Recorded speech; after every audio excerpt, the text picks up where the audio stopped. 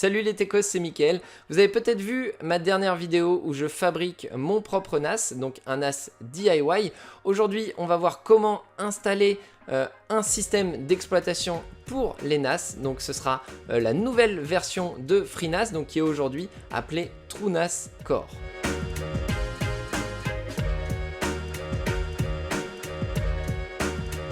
Et vous connaissiez peut-être FreeNAS et TrueNAS, et bien ces deux noms ont fusionné maintenant et la version gratuite qui était avant FreeNAS s'appelle maintenant TrueNAS Core. TrueNAS Core est donc un système d'exploitation pour NAS, il est open source et gratuit et ça fait plus de 10 ans qu'ils existent, donc on peut dire que c'est des pionniers en la matière de système d'exploitation pour NAS. Il est basé sur FreeBSD, utilise le système de fichiers ZFS et ça c'est pas rien. En effet, ZFS utilise le principe du copy on write, c'est-à-dire que même en cours d'écriture, si vous avez une coupure de courant, eh bien le ZFS ne vous renverra jamais de données corrompues. Et comme tout bon NAS qui se respecte, vous allez bien évidemment ici pouvoir faire de la redondance, donc non pas avec le RAID que vous connaissez tous, mais avec le RAID-Z. Donc oui, on appelle ça RAID-Z puisqu'on est sur un système de fichiers ZFS.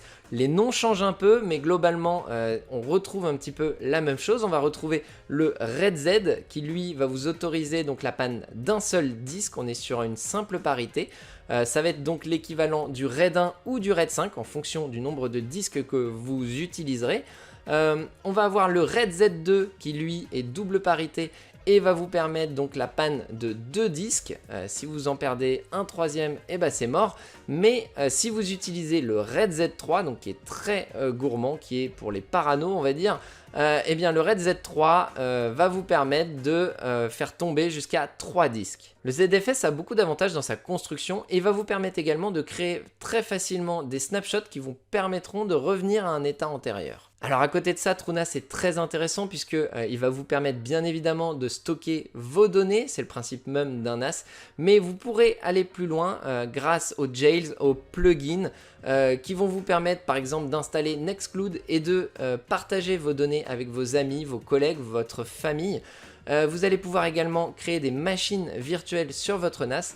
Alors attention, bien évidemment, il faudra que la puissance de votre NAS suive, mais il y a beaucoup de possibilités grâce à TrueNAS. Et ce que je vous propose aujourd'hui, c'est de vous montrer comment installer TrueNAS sur une machine dédiée. Donc bien évidemment, vous pouvez partir sur une solution comme moi je l'ai fait, d'acheter un boîtier, d'ajouter des disques et de créer votre propre NAS. Mais vous pouvez très bien aussi utiliser une vieille machine, y ajouter des disques et créer votre propre serveur NAS avec du vieux matériel que vous n'utilisiez plus.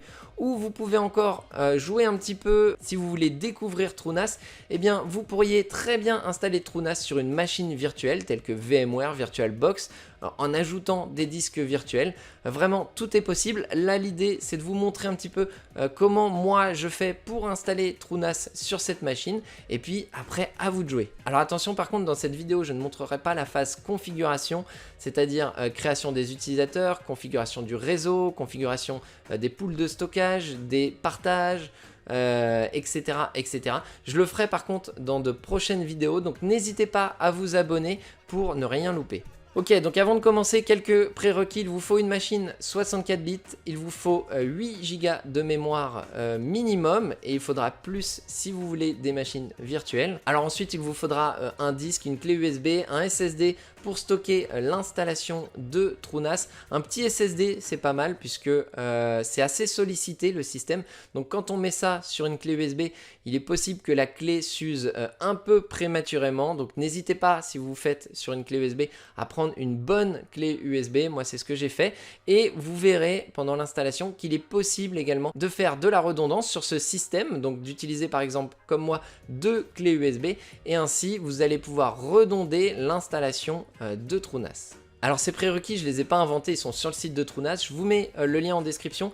N'hésitez pas, si vous vous lancez dans l'aventure, à jeter un petit coup d'œil à ces prérequis, surtout si vous êtes sous AMD, puisqu'il y a quelques petites configurations à faire au niveau du BIOS. Alors j'espère que tout est assez clair pour tout le monde. Et bien si c'est le cas et que vous voulez vous lancer dans l'aventure, je vais vous montrer comment créer le média d'installation de TrueNAS. Donc on va mettre ça sur une clé USB bootable. Donc ce ne sera pas la même clé qui sera utilisée pour le système, mais cette clé va me permettre d'installer TrueNAS sur ma machine. Donc pour commencer, on va télécharger TrueNAS Core. Donc ici, on est sur la page de téléchargement de TrueNAS Core. Je vous mettrai le lien en description, bien évidemment. Et vous voyez ici, on est sur la version RC, donc la Release Candidate, c'est-à-dire que c'est pas la version finale. Mais ne vous inquiétez pas, ça ne change rien à tout le processus d'installation. Vous pourrez faire que vous soyez en Release Candidate ou en version stable, la procédure reste la même. Et si vous êtes en version bêta ou Release Candidate, vous pourrez donc updater, vous pourrez mettre à jour votre version de TrueNAS. Donc on va cliquer sur télécharger. Hop, le téléchargement va se lancer, donc il y a pour 800 mégas.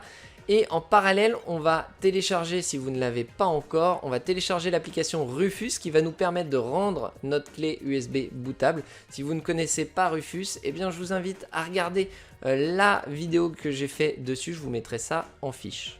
Donc pour ça, vous allez sur le site de Rufus, vous cliquez ici Rufus, téléchargement. Et du coup, après, on va pouvoir utiliser tout ça une fois que tout sera téléchargé. Donc maintenant, on va lancer Rufus. Et attention, ça va écraser tout le contenu de votre clé USB. Donc ici, sélectionnez votre clé USB. Vous n'avez pas besoin d'une clé volumineuse. Je crois que 4 ou 8 Go, ça suffit. On va aller sélectionner notre ISO de TrueNAS. Et on n'a plus qu'à cliquer sur démarrer. Attention, encore une fois, la clé va être complètement formatée. Donc si vous avez des choses dessus, eh bien sauvegardez-les. Donc voilà, on a ici un petit avertissement, on fait OK.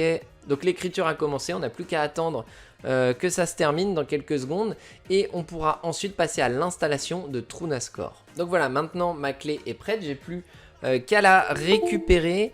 Et à l'insérer donc dans l'ordinateur où je veux installer donc TrueNAS Core. Il faudra donc installer cette clé et si jamais vous voulez installer TrueNAS Core sur une clé USB, si vous voulez que le système soit installé sur une clé USB pour ne pas gâcher entre guillemets votre SSD qui pourra servir de cache ou encore un des disques, eh bien il faudra bien évidemment insérer vos clés USB au préalable avant de démarrer tout ça.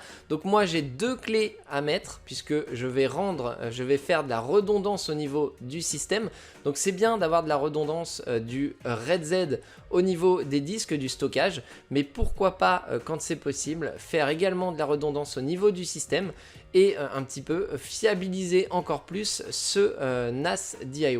Donc une fois que vous avez mis votre clé USB bootable sur la machine que vous voulez transformer en NAS, si jamais vous voulez installer le système sur des clés USB, eh bien mettez-les aussi.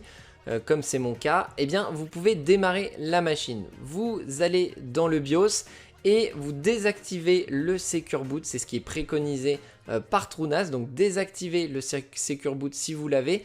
Si vous ne l'avez pas, pas de souci. Vous êtes peut-être sur un vieux BIOS et à ce moment-là, pas de souci. Si vous êtes sur de l'UEFI, il y a de grandes chances qu'il y ait le Secure Boot et dans ce cas-là, désactivez-le. Une fois que vous avez fait ça, vous lancez le boot menu. Par exemple, moi, c'est la touche F8. Ça dépend de l'ordinateur que vous avez. Et donc, vous allez sélectionner la clé USB bootable que vous avez créée avec Rufus. Moi, dans mon cas, c'est la première. Les deux autres, ce sont des clés qui vont être utilisées pour l'installation. Et donc, vous devriez vous retrouver sur le boot menu de TrueNAS. Vous voyez ici, donc pour démarrer l'installation de TrueNAS, on appuie sur la touche Entrée. Donc, c'est ce qu'on va faire tout de suite. Et d'ici quelques secondes, vous devriez vous retrouver sur l'installation, en tout cas, de TrueNAS. Et donc voilà, donc là, il nous demande ce qu'on veut faire. Donc est-ce qu'on veut installer, mettre à jour TrueNAS? Est-ce qu'on veut ouvrir un shell? Est-ce qu'on veut redémarrer ou éteindre la machine? Eh bien non, on veut installer. Donc on sélectionne installer, on appuie sur la touche entrée. Ici, on va sélectionner les disques ou les clés USB où on souhaite installer TrueNAS. Donc moi, comme je vous l'ai dit, il y en a deux, donc je vais sélectionner les deux. Ça va me permettre d'avoir de la redondance sur le système. Si vous n'en avez qu'une, pas de souci. Vous pouvez donc en sélectionner qu'une. Et si vous en avez qu'une, mais que vous projetez de faire de la redondance sur votre système, c'est tout à fait possible de le faire également après. Et donc ça, je vous le montrerai certainement dans la prochaine vidéo qui parlera de la configuration de TrueNAS. Donc une fois que vous avez sélectionné les périphériques où vous souhaitez installer TrueNAS, vous appuyez sur Entrée pour valider votre choix. Donc là, il nous prévient que les partitions, toutes les données de ici de nos deux clés USB vont être effacées, donc il faut en être conscient. Donc n'utilisez pas des clés avec des données importantes, sauvegardez tout ça. On fait Yes, on choisit un mot de passe, on appuie sur Entrée. Ici, donc, il nous demande si on veut démarrer via l'UEFI ou le BIOS. Normalement, il sélectionne déjà la bonne méthode. Vous voyez, moi, il est déjà sur UEFI. Donc voilà, si jamais ça ne fonctionne pas, que vous l'avez installé en UEFI, que ça ne fonctionne pas, n'hésitez pas à recommencer l'installation et à tester en BIOS si vous avez des doutes. Donc là, moi, je sélectionne UEFI, j'appuie sur Entrée. Et donc l'installation va prendre quelques minutes en fonction de la vitesse de vos disques, là où vous installez TrueNAS, en fonction de la puissance un petit peu de votre NAS aussi. Et on se retrouve d'ici quelques minutes, une fois l'installation terminée. Donc l'installation de TrueNAS est terminée, vous n'avez plus qu'à retirer votre média d'installation, donc celui que vous aviez créé avec Rufus, et appuyer sur la touche Entrée pour lancer le redémarrage de votre nouveau serveur NAS. Donc voilà, votre ordinateur devrait redémarrer sur TrueNAS automatiquement. Si ce n'est pas le cas, n'hésitez pas à vérifier dans les boot priority, donc dans les périphériques de démarrage, que c'est bien vos clés USB ou votre SSD où vous avez installé TrueNAS qui démarre en premier, c'est très important. Et une fois que vous avez fait tout ça, vous relancez votre machine et vous devriez redémarrer automatiquement sur TrueNAS. Donc voilà, TrueNAS est démarré, on voit qu'on a quelques options à l'écran comme la gestion du réseau, l'agrégation de liens si jamais vous avez plusieurs cartes réseau.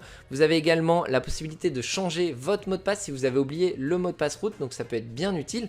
Mais globalement, comme n'importe quel serveur NAS, une fois que vous avez fait ça, vous n'avez plus besoin d'écran directement rattaché à votre NAS. Tout ce que vous allez faire, c'est taper l'adresse IP de votre NAS, donc qui est affichée ici, normalement s'il est branché à votre réseau, qui est affiché ici. Vous tapez ça dans votre navigateur et vous allez être directement redirigé sur votre NAS via son interface web.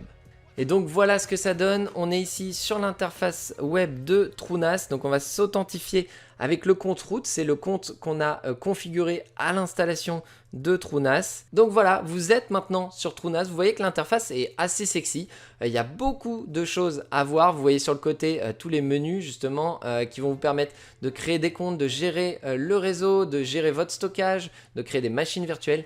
Et bien tout ça, je vous propose de voir ça dans une prochaine vidéo, donc n'hésitez pas à vous abonner si vous voulez être sûr de ne rien louper.